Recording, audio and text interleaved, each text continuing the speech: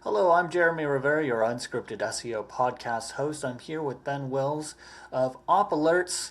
So, Ben, what would you say you do here? What do I do here?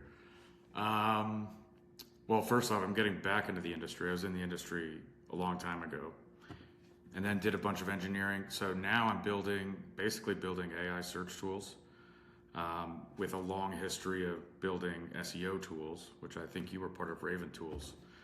And yeah, building AI search visibility tools. The thing that I enjoy doing is really figuring out how to make processes a lot more streamlined. Just taking off a lot of the hard work, Mm-hmm. putting it into applications that do as much of the work for you, and just letting you focus on the strategy. I would say. Brett Sklar, who I interviewed, said AI isn't taking your job, it's taking your tasks. And I think that's absolutely true. Adrian Nikolov said AI is really the steroids that Yeah. SEO has genuinely needed from the beginning, that we were stuck just outsourcing stuff to the Philippines to do the make work stuff. But Yeah. being able to shot call some of the on-site tasks and work, and you know direct and define an SOP for an agent is so much more satisfying than waiting a week or two for somebody to do such a menial task. Yeah. Yeah. You get to uh, focus. I mean, there's fun parts of marketing, and you get to spend more time on them, like figuring out the strategy, figuring out like understanding the competition, how you're gonna work with that. So yeah. I think Matt Brooks of Esoteric defined it as, like educating your off-site customer support team. You've got Yeah. ChatGPT and, Gemini and all these others who are waiting out there to direct people and direct the flow of traffic. Like, just take the step and educate them. What would you, Yeah. is what I just told you. What would you Yeah. say you do here? Should be the question you ask, you're asking yourself before you make any page on your site. Yeah. Yeah. Exactly. I'm curious about one of your posts that you made. You said, I think it was something about running a prompt 1,374 times. Did I see that right? And what was the Maybe. outcome of that project? So I'm not sure. I have a lot of little projects like that. Do you remember? Do you remember which one it was? Something about Honda Civic and Marriott. Oh, yeah. So that was a test. I would say like a third of my brain, like 33% is marketer, 33% is engineer, and like 34% is like scientist. So like I want to understand exactly how the thing works instead of relying on intuition. I think a lot of SEO and AI is you see so much cause and effect, you begin to develop an intuition for what's going on. But I think with a lot of the stuff that we have access to now, we can test in a way that we couldn't really test before, just because the feedback loop is so fast. You write the prompt, you get the result, and you get insights into the LLMs that way. So I think one of the most important things for people to understand about the prompts is how one word can completely change the results, the response that you get back. And so that specific test was to figure out how much one word actually changes the response that you get back. So I wanted to think of like, what's a prompt that I could put together that I'm asking for advice about this thing, but I'm going to change this little word over here. So I think the prompt was something like, I'm flying to Los Angeles to pick up a new car. Give me hotel recommendations.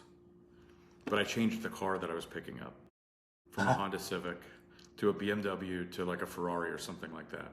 And the hotel recommendations were very different.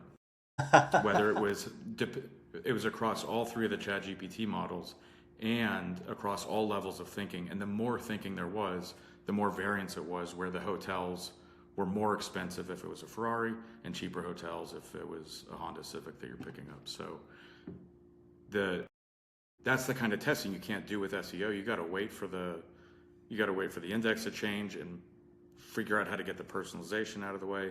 But with the APIs, you get direct LLM access in a way that in a way that's you've never really been able to do on the SEO side. That is true because we have like, it's not walking around and pretending that, oh, hey, 2023 and suddenly ChatGPT appeared and Yeah, LLMs have never existed before. This is new and magical is the dumbest worldview that I've ever heard of. Like, yeah, we have had LLM tools for a long, long time, and they got baked in with I believe it was BERT was yeah, LLM based implementation. Hummingbird had LLM based heuristics in it. Multiple layers of it, but you're right. It was always within the black box yeah, behind the twiddlers, as yeah, Mark Williams Cook was talking on LinkedIn today about, hey, you should know Google intentionally has patents, has deployments, has programs to fuck with you as an SEO. yeah, Like literally yeah, 100% intentionally designed. They couch it in nice phrasing and they say, oh, yeah, it's to prevent abuse and, this delays results and, ensures good intentions. But no, it's something in the SERPs that they intentionally have crafted yeah, just for our industry, for us. I feel yeah, honored and insulted. yeah. I mean, it's this weird cat and mouse game. It's like, on one hand, it's like, just like, stop the nonsense. You're just creating more work for yourself and you're creating more work for us. But also, like, if I was in their position and somebody's trying to game my product and I have to keep the value of it up, it's like, how much do you invest in making that difficult for them? Um, but you're right. In the moment, now we can actually test these. We have an API. We can not only an API for a similar model, but we can connect and see what Gemini outputs, which Yeah, is a Google product connected into the totally. Google index directly. The Bing index is hooked by that Promethean chain system that Fabrice Chanel talked about several times at SEO Moz when I saw him.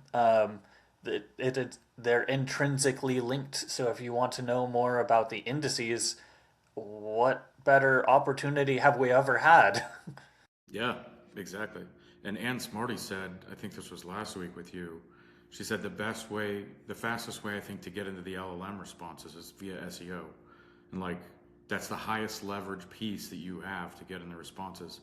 And especially with as much fan out querying as is happening and how prevalent that is, even in the free results, even if if you're scraping ChatGPT responses from like not logged in, they're still hitting an index. They're still doing fan out queries behind the scenes to bring that stuff in. I mean, it's just a matter of time before ChatGPT has their own search engine, Yeah. that OpenAI has their own search engine. Maybe it makes sense for Anthropic to build one. Maybe it doesn't. I don't know yet. But so the idea is like, I think a lot of traditional SEOs, we sort of got whiplash because LLMs came on. We're like, how do we navigate this? Like, what are we supposed to do now? This is like this whole other ranking factor, like supersedes everything else. Yeah. Is this part of of how the responses are generated? And I think what we're gonna see is as there's more search baked into the thinking process, the thought process of the LLMs, the search principles are gonna come right back. You gotta have good quality content. There's gotta be a lot of it distributed across the web. You gotta have backlinks. It's like, people say that page rank doesn't really matter for LLMs, and that's true. But also, you can adjust your training data so something that has more authority gets fed in multiple times. Like, it's that simple to influence how an LLM, how a model is specifically trained. So, and that's just one way. So, yeah, it's a crazy and interesting time right now. I think from the data science perspective, I was asking a previous guest about, uh, how alive is the PageRank algorithm, and is there any indication that it's used in the LLMs? Oh, it was Malte Landwehr. I was asking him about what we know about, how Google is currently baking in PageRank. And I think you did a correlation study between PageRank and backlinks. Can you clue me in and give me more information on what that study was and some of the data that came out of it? Yeah, so I don't remember the exact numbers, but yeah, so I did two analyses. One came out in May, one came out in July, and there were both strong correlations between PageRank and what was recommended by the LLMs. But the basic premise of that was, so for the July one, it was across 100 different industries, and then I generated 10 different personas for each industry. So I think one of the fundamental marketing principles that SEOs really need to learn is that the persona, the profile of who's actually typing in the prompt, matters tremendously. So I would pick an industry, like airline industry, and then I would have like, business traveler, weekend traveler, whatever, like 10 different personas for each of these industries. So 1,100 personas across the board. And I generated LLM prompts, keywords, search results. I analyzed all of Reddit. So I've got an archive of Reddit, did correlation analysis between relevant keywords and Reddit posts, went through all the wiki data and Wikipedia content to find correlations between links and keywords and mentions and all of that stuff. And essentially, the result, sort of, if you look at everything as a whole, which isn't quite fair because it really changes a lot from industry to industry and Yeah. even from persona to persona. But if you look at everything as a whole, there was a pretty decent correlation between your backlink strength, your search ranking strength, and your likelihood to show up in the LLM results. Well, that's great news. Yeah, yeah. I love a good correlation study. Anytime that we look at correlation though, what are your caveats for pegging that? Anytime correlation is not causation, but it indicates a relationship. So you have to put the Yeah, asterisk there. What in your yeah. mind are those asterisks? Basically exactly what you just said. And that's actually in the reports that I put together, like posted on LinkedIn and did like a document or whatever. There was a full page before I got to the data saying this is correlation, not causality. This is what it means. Like, don't look at it as like this is baked into any algorithm. This is just we're just looking at patterns here. So I think the way that I treat correlation analysis is, I mean, from a scientific perspective, you need anecdotal evidence before you start your experiment to like figure out what's the experiment to start. So at the very least, strong correlations or stronger correlations, or at least a place to look to see how it's affecting your industry, and maybe you use that to define your strategy. So, if I was in one of those industry, if I was like in the airlines industry and I had a campaign targeting budget travelers, and PageRank was a key piece of that, then I would go after that. If Reddit was a stronger signal, I would prioritize that in my campaign. So I basically treat it as it's not perfect, but it's at least data. It's at least decent enough to make a decision on. What's a rabbit hole that you've been led down recently that was nonetheless still an interesting adventure? In terms of like the AI stuff, Yeah, yeah. man, what have I been rabbit holes that turned out good or turned out like dead ends? Uh, Sometimes the journey is worth it, even if you end up Yeah, running into a wall, as long as you figured something out along the way. yeah. I would say there was a recent batch of research that I put together. I never actually released it. It's sort of on a to-do list. I did this probably 2 or 3 weeks ago, and I burned a lot of tokens. What I wanted to figure out was like, and this was across different maybe it's all the Chat GPT ones. I wanted to see how recommendations changed for different levels of thinking. So what's the correlation like? So if the thinking level that you're putting into the API is no or low thinking, it's not, and you turn off fan out queries, that's like the purest That's the purest insight into how the LLM is actually built. Ah, okay, yeah. And so if you take that as a baseline and then you're like, okay, let me turn up the thinking to Hmm. the lowest level of thinking, like how does that change? And then the next level, and then the next level, and the next level. And then what happens if you do all of that again, but you turn on fan out queries? So now you're bringing in web data. So now the LLM isn't just doing its own thinking. Now it's bringing in web data. Now, how does that change? And it's a huge difference. It's just a huge difference. Like, I think that's, I would say what the rabbit hole is. How do I say this? The engineer part of my brain and the marketer part of my brain are kind of in constant conflict because the principles are totally different. The engineer is like, we need to know exactly what's going on, and the marketer is, we need to know what's going on good enough to like explain it to the client. Yeah. Like, that's really like what it comes down to. And on the engineering side, it's like, no, we need to understand it at all the levels here. And there's, and so I see things like the engineering side of my brain sees things in the marketing space, like scraping ChatGPT results from non-logged in accounts, and how a lot of the big companies use that for rank tracking. And the engineer part of my brain is like, that's just a bad representation of the LLM. And then the marketing part of my brain is like, it's representative. Like it's what people are actually getting. And then the business part of my brain is like, scraping those results is way cheaper than the LLM costs. So it's like, if I'm going to build a tool, let's just scrape the results, and if that works for people, great, we'll do that until it doesn't. So yeah, there's this like, I would say that's sort of where my brain constantly swirls, is trying to understand how to get meaningful results out of the LLM to figure out what to base my campaign progress against. Is that the eternal war of art versus science?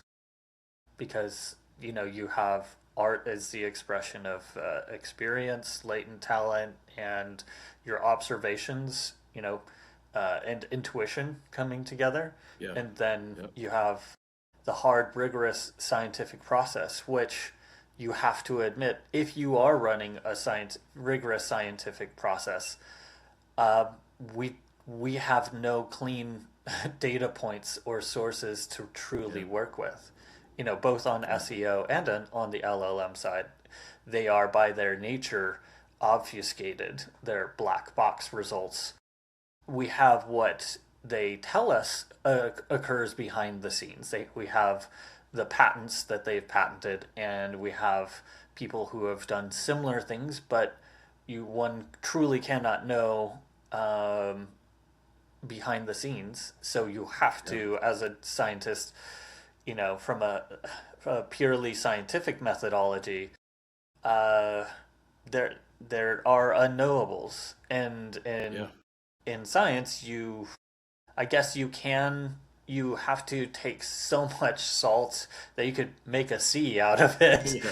So it almost seems like on certain levels, just accepting, or being able to switch and say, hey, this is something where it needs interpretation. I can get as much of the data set as possible and learn this from it to feed the interpretation, and know what is knowable, but know that it's know what you don't know, right, Socrates? Yeah. Yeah. Yeah. Figuring out what that line is. And then sometimes you know things and you don't realize that you actually know them until after you're like, hey, I've kind of been like doing a good job for like a year at this. Like maybe I did know it sooner than I realized. And sometimes you think you know stuff and then, you're blindsided and you're like, oh, wow, I really didn't understand what was going on there. I, is there another industry that's like this? I mean, I feel kind of like I'm taking crazy pills because Yeah. I can't think of one. I think, I mean, I genuinely can't think. I can think of parallels in like aspects of the industry, but as an industry that's so I mean, like on one hand, we're just chasing around search engines and LLMs. I mean, that's kind of what it comes down to. And on the other hand, there's this balance, like you're talking about, between like the science and the art of it and the engineering of it. And yeah, I really can't think of anything where there's so many different kinds of unknowns and external forces on it. Um, Talk to me about AI slop, um, and the role that you think that it's playing in our information economy right now. Is it just, the predictable outcome of handing the masses um, execution intelligence en masse without the wisdom to choose how to apply it? Or is there something more insidious about human nature that just is going to exploit systems? Yeah. I think the answer to that depends on where you place the accountability. And so on the if you place the accountability on the producer of the slop, you're basically saying, what you need to do is you need to hold a different standard than you do have, and you should hold my standard. And we have to raise standards for everyone because if we don't, now there's a bunch of misinformation. Like there are these downstream effects of taking quality out of things. Like and I don't think we can, in the same way that you're talking about art earlier, like I don't know that we can measure it, but we know that it's there.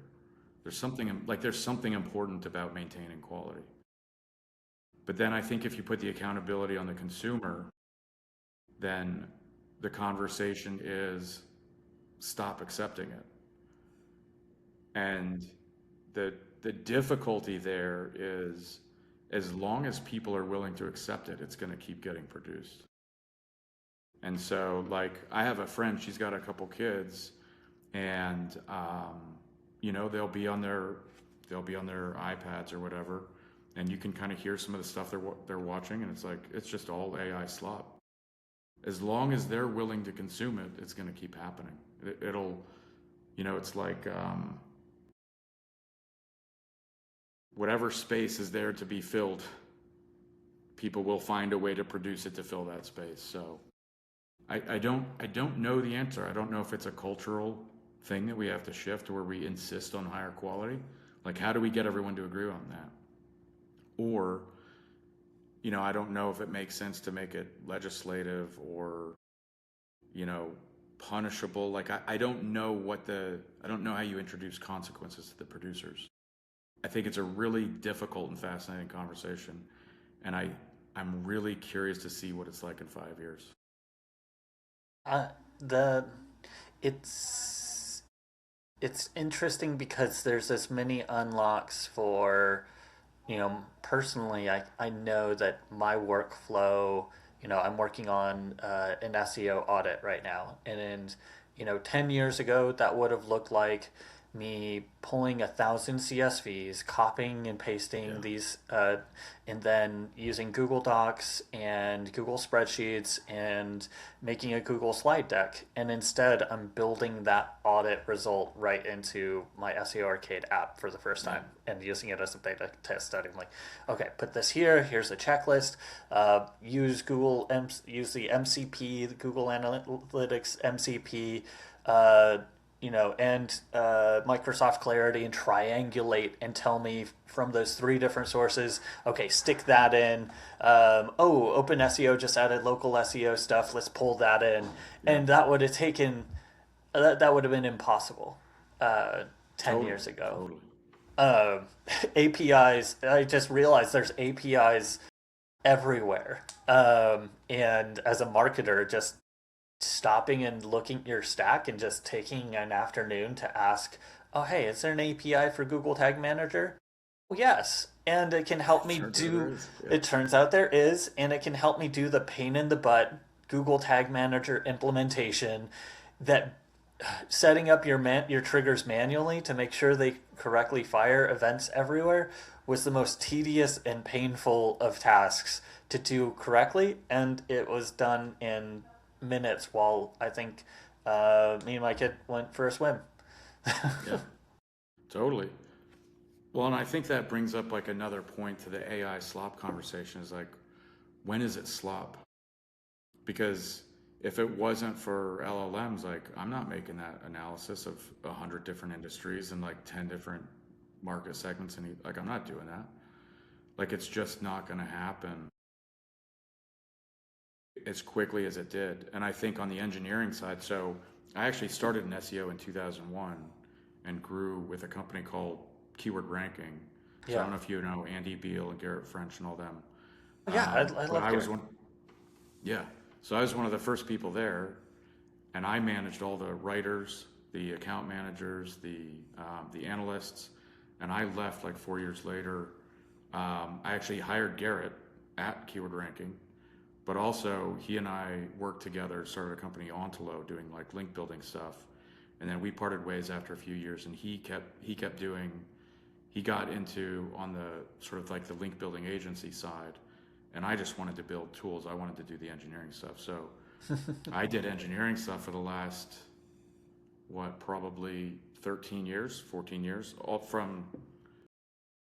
the way from writing like large scale crawlers and scrapers in pure C by hand, like no LLMs, like pure C, just obsessed with performance, all the way to my last big project doing pure engineering. I designed the embedded software for an ESP32 that went into some high-end audio equipment, and it managed all the like over-the-air updates to update it and other microcontrollers inside of it, like actual engineering. And so on the slop side, the conversation is like, and one of my best friends he was at Reddit for 4 years. He designed their API stuff, and it's like, well, where's the line? Where's the line between like is are the reports that I put together, is that considered AI slop? Hmm. Because I didn't sit there, I didn't write the code. Right, And so right. there's also this part on the engineering side, which is like, how do you use the tools without just accumulating more and more technical debt? And it's difficult because it's really interesting. Like with Fable, I can give it hard problems, and those hard problems might be just this mess of code that Sonnet wrote 3 months ago, and Fable will just take care of it. So now it's like, do I need to care about technical debt if the LLMs are getting so good to take care of it for?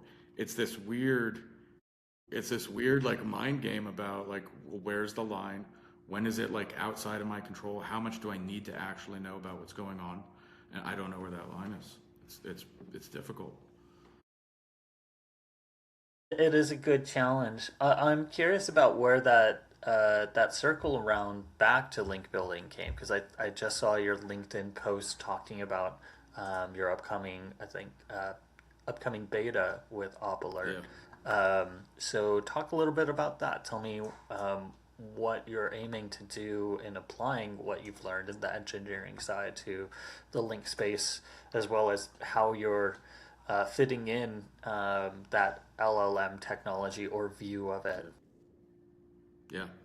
So I got into engineering always wanting to build marketing tools. Like I genuinely love marketing. I also genuinely love just getting a bunch of data, finding the patterns in it, making sense of it, and just making it usable. So, like one of the things I released, I don't know if this was last week or the week before, but news.opalerts.com is a news aggregator. So it pulls from like a few million RSS feeds and podcast feeds, and then over 100,000 news sources. And there's like, it's just like a marketing dashboard for AI search visibility, link building, PR, and content marketing. And it auto updates every 15 minutes. So that's like, I've always wanted that. So I always knew when I got into engineering, the long term, like I wanted to build marketing tools. I just really enjoy it. I've always enjoyed it. And just sort of eased back into it over the last 3 years, and seeing the industry shift and evolve, I've sort of been trying to figure out like, where do I fit in? Like, what can I build that would actually be useful for people, and what does that look like? And yeah, so next week I'm releasing Op Alerts, and that is I mean, it takes so many different pieces. There's obviously like the rank tracking, whether it's, organic search results or scraping ChatGPT or whatever else. So you can see that over time. I feel like that's sort of like table stakes for an AI visibility tool. Um, but there's a lot of other stuff that I've incorporated into it, such as like Common Crawl has their own PageRank data. So I've been chipping away at building a database where you can see your historical PageRank over time. You can see it for yourself. You can see it for other sites, and you can kind of get a sense of like how much trust should you put into this particular site. So there's that. I've built a database of contact information, just going through, I mean, just tons and tons of web pages. So I've got like contact pages, social media stuff, email accounts, phone numbers, anything I can find on, I don't know if it's 10 to 20 million sites now. So there's that piece.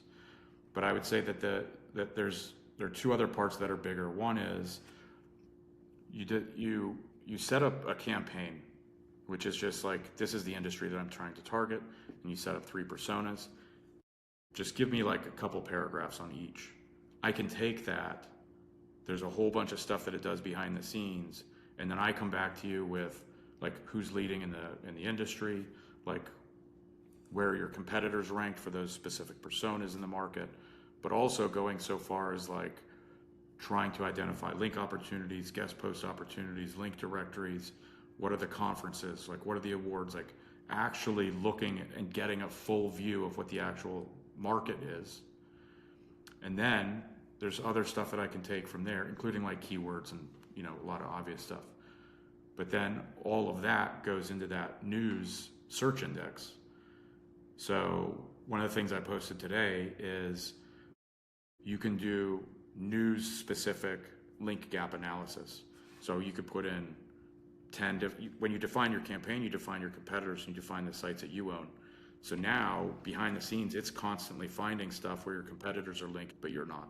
And that's just constantly coming in. It's also constantly finding guest post opportunities, or, if somebody does a review of some other AI search visibility tool, I'll be able to see that. And then now I could reach out to them to see if they want an account and do a review. So all of the different ways, all the different reasons that you would monitor stuff, find opportunities, all of that. And then the third piece that I forgot about is I built so optimizing content is just different now with text embeddings and vectors and all that. So I actually this took like real work. I aggregated 10 different taxonomies, like the Google Ads taxonomy or the International Advertising Bureau content types, things like that. And I did a ton of research to figure out how to build vectors.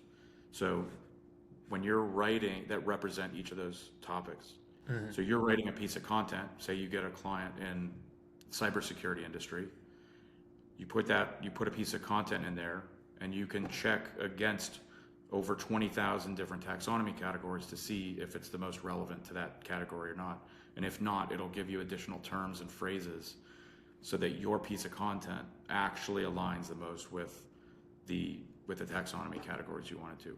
And it's all semantic. It's not like the typical keyword database type stuff. That seems a lot more effective than pinging what was it, Watson, IBM's Watson website, Yeah. and it was a very fundamental version that we built into Raven tools in Yeah. 2012. So it seems like a much more matured version and a little more detailed approach to that. While you were exploring vectors, what were some of the ways that you um, what were some of the ways that you think Google is using that type of viewpoint, that way of looking at information, and how does that inform SEO in general? So when I built the news.opalers.com, I had to figure out like, how am I going to get just the AI search stuff? How am I going to get just the SEO stuff, just the link building stuff? So I have vectors for each of those industries to bring that up. But that's just one ranking factor for what it takes for something to show up on the news in that site. Because it might have 5,000 articles from the last 2 days. It's got to figure out which ones actually make sense. So that similarity score is just one ranking factor. There's also about 100 other phrases and terms that get weighted into that alongside the similarity score to figure out which pages are actually the most relevant. Because just doing vector search is pretty muddy. It's good to get like a sense of it, but it's still pretty muddy. But it's really great at filtering out stuff that's not relevant, and it's really great at finding stuff that that pure keyword search would miss, even with 100 different phrases that I'm searching. Mm-hmm. The similarity search using vectors brings out stuff that the keyword searches are just going to miss. Like there's not enough keywords to catch everything, and so the vectors are phenomenal at that. I think the way where that's being used. So do you remember when the source code from Yandex was leaked? Yeah, I do. Yeah, so Mike King, Russ Jones, and we got on a Slack channel. I found out about it was like 3 a.m, and I posted a private friends only message on Facebook. I was like, hey, if you had access to like this, what would you do? And Mike sent me a message like immediately. And so he and I and Russ, so we're in the Slack channel for like a week, just tearing the code apart, trying to figure out what's going on. The category vectors that were part of even just Yandex, this is just 3 years ago. So Cat Boost, I think Cat Boost and BERT were both strong like categorical taxonomies. And I think they were showing up in lots of different ways. So lots of different vectors per search query and per document. It wasn't just like a single cat boost, which is a categorical boost. It wasn't just a single one. It was lots of them all at once. Yeah. So it's something that really augments, I think, pure keyword search. And also at the same time, like it just can't replace it. It's just not gonna get there. That's fair enough. As we kind of wind down, are there any other studies or workflows or releases of information that you want to point the listeners to kind of study up, do some homework, get a final bite at the apple? What would I suggest to people? Honestly, I would suggest people just build a search engine. Honestly, it's the best way to get a feel for it. Just open up Claude Code, tell it to build a Docker image using Manticore. Tell it to have the title and the body, so it's going to have title text, body text. Go scrape 1,000 web pages, 10,000 web pages. Just put the title and the body in there, and then figure out how to design searches to get the most relevant documents. You'll learn more about search in that hour and a half than anything else. Brilliant. I'll add that as an SOP to my site. Learn about SEO by building your Yeah. own search engine. Yeah. Certainly, seeing how Yandex was leaked, I think there was one other, if I'm not mistaken, of leak from, or there's been a couple of leaks of search Right. engines in the past, but I think a few months after, 6 or 12 months after that, the Google ranking factors were leaked, and that that's was like I think that was like a XML or something document that slipped through in like a GitHub repo, and yeah, all the SEOs jumped on it. I've got a copy of it somewhere. Well, I love the conversation. Give a final shout out for the brand. Anything quick coming up for you guys? I think you had that beta coming up. I'll make sure that gets linked in the show notes. If anybody wants more information about Ben, I'm going to put this all up on unscriptedseo.com. Hand him an article for his site and his audience. Here's your last chance, Ben. Talk to the people. Yeah. Yeah, it's just opalerts.com. And if nothing else, check out the news.opalerts.com. If you're somebody who checks out like Hacker News 2 or 3 times a day, or ESPN or whatever it is, the news site is a good way to just like cut your brain off for 30 seconds, see what's going on, and get back to whatever else you were doing before. Fantastic. Thanks for stopping by. All right. Thanks, Jeremy. Appreciate it.